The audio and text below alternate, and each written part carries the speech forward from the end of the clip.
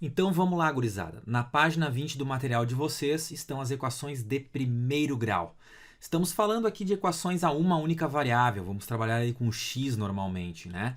E aí vai chamar de primeiro grau porque o expoente da variável é 1. Quando essas equações têm solução, e na sua grande maioria terão solução, a gente terá uma única solução. Tenho certeza que todos vocês sabem resolver, mas vamos ver o que acontece aqui na realidade, tá? Vem comigo então. 2x menos 7 igual a zero.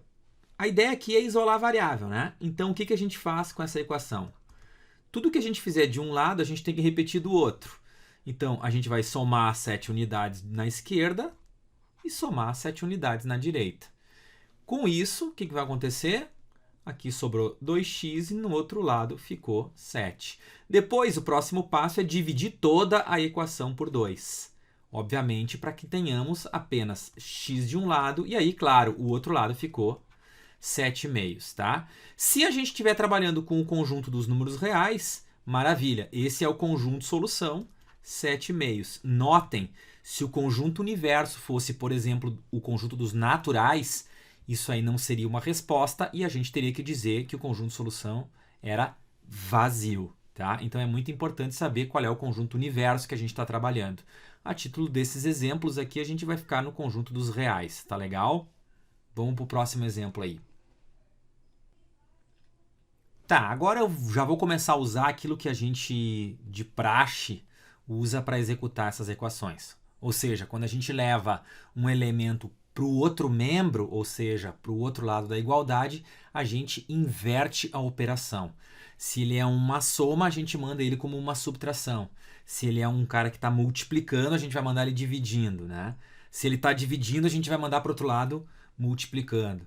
Se ele for uma potência 2, no outro lado ele é uma raiz quadrada, né? Se ele for uma potência 5, no outro lado ele é uma raiz cúbica. Desculpa, raiz quinta, né? Raiz de índice 5, ok? E assim por diante. Vamos lá. Aqui eu tenho menos 10 e vou levar o 5 para cá. O 5 é mais, então ele vai ficar menos 5.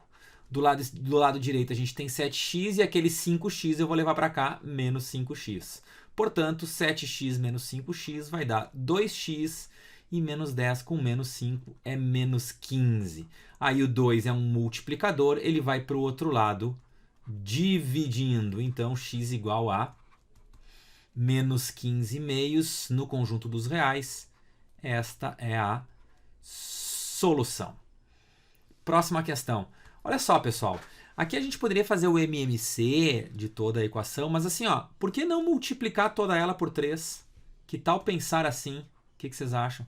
Multiplica toda a equação por 3. O que vai acontecer? Ó, eu vou copiar a equação aqui. Ela é 2x sobre 3 mais 5x igual a 10.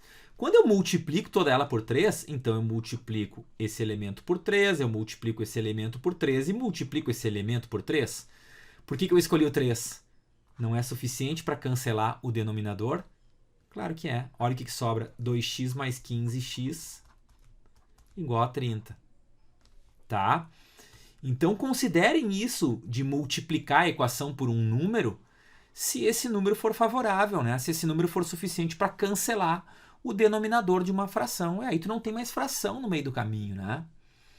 Aqui, 15x mais 2x, isso ficou 17x igual a 30, então o x igual a 30 17avos.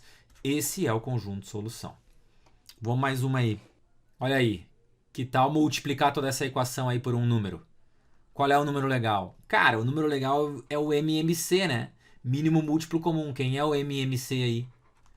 É o 8, né? Então experimenta pensar assim, tá? Experimenta multiplicar toda essa equação por 8. O que vai acontecer? Olha só, deixa eu copiar ela aqui. O primeiro termo é menos 1 meio, depois a gente tem... Eu vou botar um parênteses aqui, tá? X menos 4 sobre 4. É conveniente colocar esse parênteses. Ah, o 2 e o 8 aqui dá para simplificar, não dá? Vamos simplificar. Vai ficar x em cima e embaixo vai ficar 4. Então, pensando agora, o nosso MMC, quem é? É 4, né? Mínimo múltiplo comum. Então tá, vamos multiplicar toda essa equação aqui por 4. O que acontece? Esse termo fica multiplicado por 4, esse termo fica multiplicado por 4 e esse termo fica multiplicado por 4. Aí eu vou te perguntar, não foi suficiente para cancelar o denominador e a gente não ter mais frações agora daqui para frente? Foi, né? Observa. 4 dividido por 2 vai dar 2. Olha aqui, ó.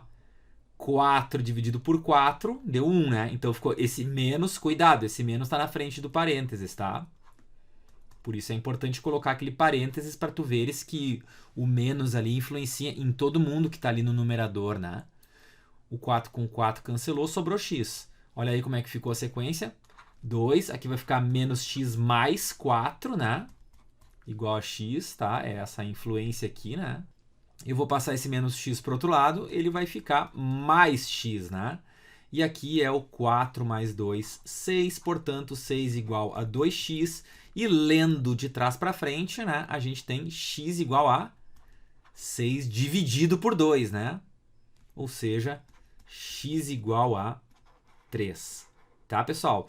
Então, esse jogo de mandar o x para a direita ou mandar o x para a esquerda, vejam o que é melhor dependendo do problema, né? Eu não mandei para a esquerda porque senão eu ia ter que multiplicar por menos 1, porque eu ia ficar com um número negativo lá, né? Eu ia ficar com menos 2x se eu tivesse levado ele para o lado esquerdo, né? Então, considerem esses recursos, tá, pessoal? Eu procurei resolver de uma maneira que eu acredito que a maioria de vocês não vá resolver, né? Então, para vocês entenderem e enxergarem uma outra abordagem, tá?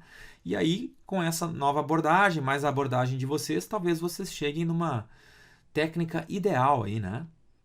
Beleza?